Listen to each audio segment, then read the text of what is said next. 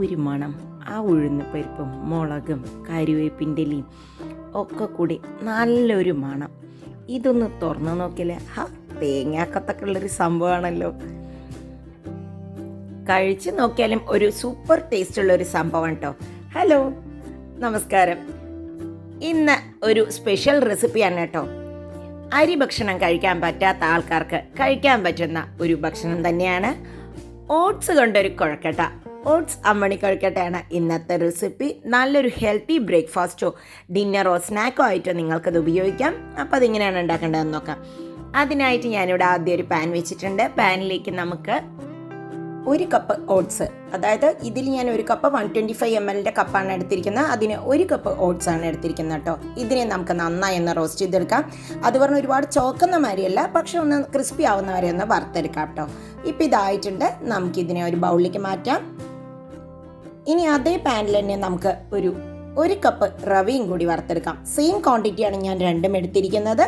ഇതിനെ നമുക്ക് നന്നായി ഒന്ന് റോസ്റ്റ് ചെയ്തെടുക്കാം. പക്ഷേ ഇതുമാതിരി ഒരുപാട് റോസ്റ്റ് ആവരുത് കേട്ടോ. നല്ല ചുവന്ന് ഭയങ്കര അങ്ങനത്തെ അത്രയും റോസ്റ്റ് പാടില്ല. ജസ്റ്റ് ഒന്ന് റോസ്റ്റ് ചെയ്ത് നന്നായി എടുത്തിട്ടുണ്ട്. ഇതൊക്കെ ഒന്ന് ആവുമ്പോൾ നമുക്ക് ഇതിനെയും പാത്രം മാറ്റാം. ഒരിക്കലും വറുത്ത പാത്രത്തിൽ തന്നെ വെക്കരുത് കേട്ടോ. ഇനി നമുക്ക് കുഴക്കട്ട ഉണ്ടാക്കാം. കുഴക്കട്ട ഉണ്ടാക്കാനായിട്ട് ഒരു പാത്രം വെച്ചിട്ടുണ്ട്. അതിലേക്ക് 1 ടീസ്പൂണ് നല്ലെണ്ണയാണ് കേട്ടോ ഒഴിച്ചു കൊടുക്കുന്നത്. 1-2 ടീസ്പൂൺ ഒഴിച്ചു കൊടുക്കാം. ഇനി അതിലേക്ക് ഒരു 3 കപ്പ് വെള്ളമാണ്. 1 കപ്പ് ഓട്സും 1 കപ്പ് റവയുമാണ് നമ്മളെടുത്തത്. അതുകൊണ്ട് തന്നെ 3 കപ്പാണ് ഞാൻ എടുത്തിരിക്കുന്നത്. അതിലാവശ്യത്തിന് ഉപ്പും ഇട്ട് കൊടുത്തിട്ടുണ്ട്. ഒരു 1/2 ടീസ്പൂൺ കായപ്പൊടിയും കൂടി ഇട്ട് കൊടുക്കാം. അതിന് ഇട്ടുടനൊന്ന് ജസ്റ്റ് ഒന്ന് ഇളക്കാം, ഇല്ലെങ്കിൽ കായപ്പൊടി കറക്റ്റായിരിക്കില്ല. ഒരു 3 പച്ചമുളക് ചെറുതായി അരിഞ്ഞതും കൂടി ഇട്ടോ. ഇനി ഇത് നന്നായി ഒന്ന് തിളയ്ക്കണം. ഇതിൽ ഉപ്പ് പോരെങ്കിൽ ഒന്ന് കുറച്ചും കൂടി ഇടണം കേട്ടോ. എനിക്ക് ടേസ്റ്റ് ചെയ്തപ്പോൾ കുറച്ച് കുറവായിരുന്നു, അതുകൊണ്ട് കുറച്ചും കൂടി ഇട്ടിട്ടുണ്ട്. ഈ വെള്ളത്തിലുള്ള ഉപ്പാണ് നമ്മുടെ കുഴക്കട്ടയിൽ ഉപ്പാവുക. ഇനി അത് തിളച്ച് വരുമ്പോൾ അതിലേക്ക് ഇതുപോലെ റവ, ഒട്ടും കട്ട പിടിക്കാത്ത രീതിയിൽ റവയൊന്ന് ഇട്ട് നന്നായി ഒന്ന് ഇളക്കി കൊടുക്കുക. ഇനി നമുക്ക് ബാക്കിയുള്ള വറുത്ത് വെച്ചിട്ടുള്ള ഓട്സും കൂടി ഇട്ട് കൊടുക്കണം കേട്ടോ. എന്നിട്ട് ഒട്ടും കട്ട പിടിക്കാത്ത രീതിയിൽ ഇളക്കുക. ഇതൊരു ലോ ഫ്ലെയിമിൽ വെച്ചിട്ട് ഇളക്കി കഴിഞ്ഞാൽ ഒട്ടും കട്ട പിടിക്കില്ല. ഇത് നമ്മളിപ്പോൾ കാണുമ്പോൾ വെള്ളം കൂടുതൽ തോന്നുമെങ്കിലും ഉണ്ടാവില്ല. കുറച്ച് 1/4 കപ്പോളം ഞാൻ നമ്മുടെ തേങ്ങാക്കൊത്തും കൂടി ഇട്ട് കൊടുത്തിട്ടുണ്ട് കേട്ടോ. നന്നായി ഇളക്കി ഇതിനെ യോജിപ്പിക്കുക. ഒട്ടും കട്ട പാടില്ല കേട്ടോ. ഇനി നമുക്ക് കുറച്ച് തേങ്ങയും കൂടി ഇട്ട് കൊടുത്തിട്ടുണ്ട്. അപ്പോൾ അതൊരു കടിക്കാൻ നല്ല ടേസ്റ്റ് ആയിരിക്കും ഈ കുഴക്കട്ടയിൽ തേങ്ങ. ഇനി അതിനെ ജസ്റ്റ് ഒന്ന് നമുക്ക് എല്ലാറ്റിനെയും ഒന്ന് മിക്സ് ചെയ്യാം. ഇതിന് കുറച്ച് സമയം, ഇനി ഒരു 5 മിനിറ്റോളം കേട്ടോ, 3 മുതൽ 5 മിനിറ്റ് വരെ ഒന്ന് നമുക്ക് വെക്കണം അടച്ച് വെക്കുന്നതിന് ഓഫ് ചെയ്തതിന് ശേഷം കേട്ടോ. അപ്പോൾ ഓഫ് ചെയ്യുന്നതിന് മുമ്പായിട്ട് കുറച്ച് നല്ലെണ്ണയും കൂടി ഒഴിച്ചു കൊടുത്തിട്ടുണ്ട്. ഇനി ഇതിനെ ഒന്ന് മിക്സ് ചെയ്തതിന് ശേഷം ഓഫ് ചെയ്തിട്ട് നമ്മൾ അടച്ച് വെക്കാം കേട്ടോ. ഒരു 5 മിനിറ്റ്, 5 മിനിറ്റിൽ കൂടുതൽ വേണ്ട. ആ ചൂടോടുകൂടി തന്നെ ഉരുട്ടുന്നതാണ് നല്ലത് കേട്ടോ. അടച്ചിട്ട് വെക്കാം, ഒന്ന് സെറ്റ് ആവട്ടെ. ഇപ്പോൾ ഇതാ ഒന്ന് സെറ്റ് ആയിട്ടുണ്ട്. ഇനി ഇതിനെ ഒന്ന് നമുക്ക് പാത്രത്തിലേക്ക് മാറ്റാം.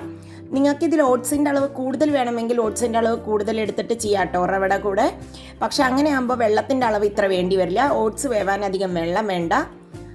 ഇതിപ്പോൾ രണ്ടും കൂടി ആകുമ്പോൾ നല്ലൊരു കോമ്പിനേഷനായി തോന്നി. ആവശ്യത്തിന് എനിക്കൊരു തരിയുള്ള മാതിരിയൊക്കെ തോന്നി.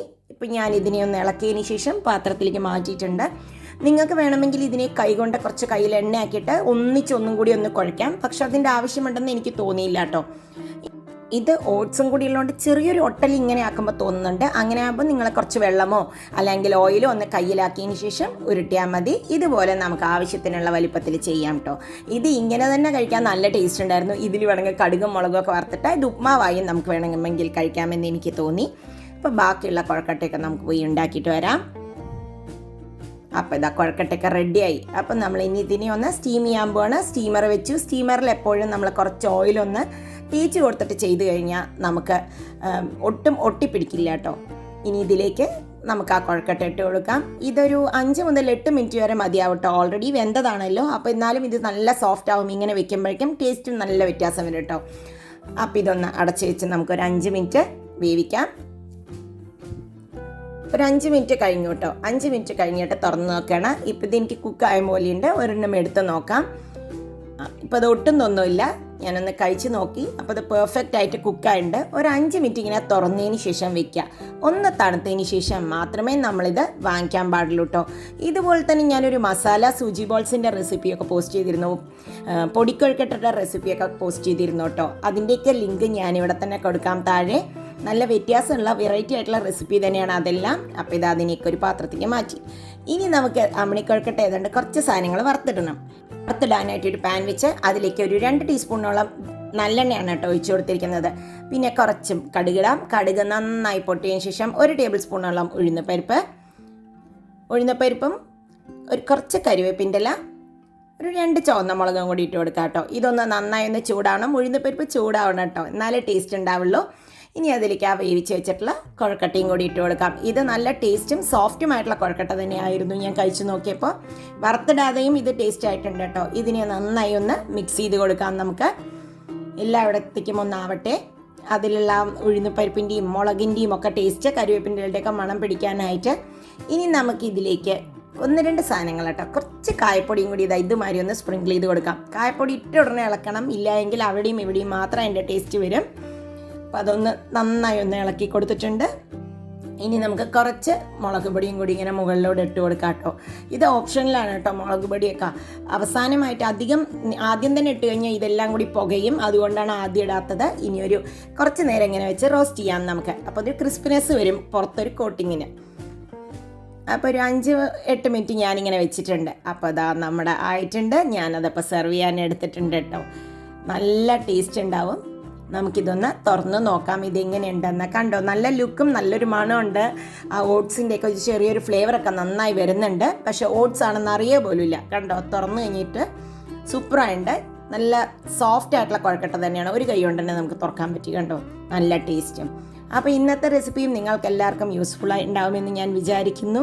നിങ്ങൾക്ക് എൻ്റെ റെസിപ്പീസ് യൂസ്ഫുൾ ആവുന്നുണ്ട് എങ്കിൽ കമൻറ്റ് ചെയ്യൂ.